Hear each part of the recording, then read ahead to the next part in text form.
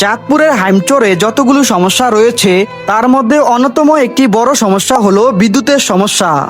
দিন দিন হাইমচরের মানুষের জীবনকে অতিষ্ঠ করে তুলছে বিদ্যুতের এই ভোগান্তি।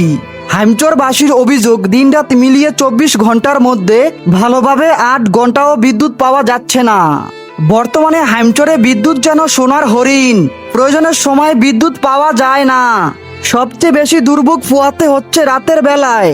মানুষ সারাদিন পরিশ্রম করে বাড়িতে ফিরে একটু স্বস্তিতে ঘুমাতে চায়, কিন্তু ঘুমানোর সময় অনেক ক্ষেত্রে বিদ্যুৎ থাকে না।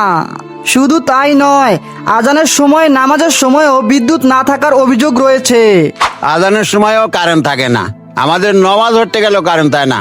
2026 সালের এই আধুনিক যুগে এসেও যদি একটি এলাকার মানুষকে নিয়মিত এমন বিদ্যুৎ সংকটে থাকতে হয়, তাহলে বিষয়টি অত্যন্ত দুঃখজনক।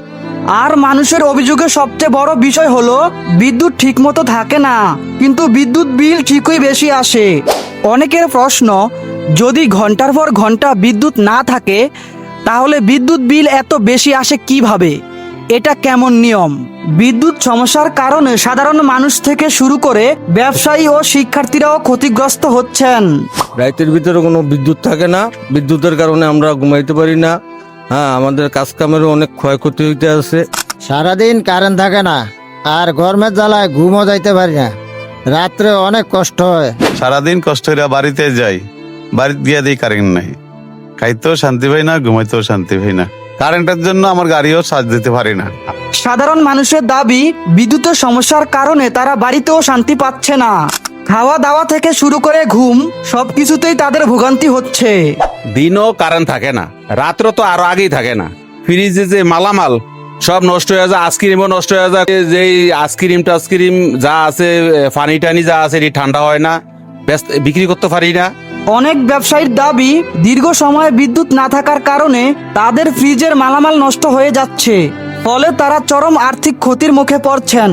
আমরা যখন রাতে পড়াশোনা করি তখন বেশিরভাগ সময় বিদ্যুৎ থাকে না, এতে আমাদের পড়াশোনা করতে খুবই সমস্যা হয় ও কষ্ট হয়।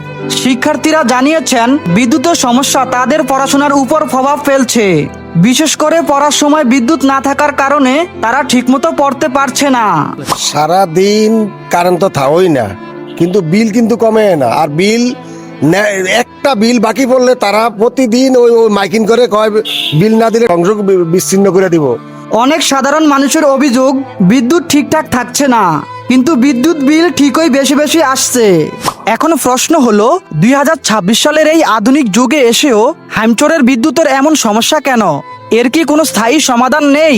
হাইমচরের জনপ্রতিনিধি, প্রশাসন এবং বিদ্যুৎ বিভাগের সংশ্লিষ্ট কর্তৃপক্ষের দৃষ্টি আকর্ষণ করছি। আশা করি আপনারা হাইমচরের মানুষের এই দুর্ভোগের বিষয়টি গুরুত্বের সঙ্গে বিবেচনা করবেন এবং বিদ্যুৎ সমস্যার স্থায়ী সমাধানে কার্যকর পদক্ষেপ গ্রহণ করবেন। হাইমচরের মানুষকে বিদ্যুতের এই ভোগান্তি থেকে মুক্ত করবেন, এটাই এখন সাধারণ মানুষের প্রত্যাশা। তবে আমাদেরও কিছু দায়িত্ব রয়েছে। একজন সাধারণ নাগরিক হিসেবে আমাদের পক্ষে হয়তো বিদ্যুতের সমস্যা সমাধান করা সম্ভব না, কিন্তু আমরা যদি সচেতন হয়ে নিয়ম মেনে বিদ্যুৎ ব্যবহার করি তাহলে বিদ্যুতের অপচয় রোধ করা সম্ভব।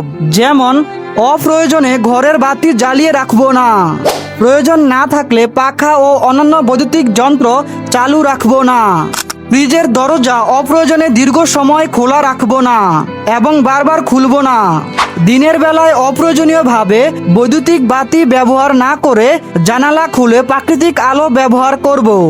সবচেয়ে গুরুত্বপূর্ণ বিষয় হলো, নিজে সচেতন হতে হবে এবং অন্যদের সচেতন করতে হবে।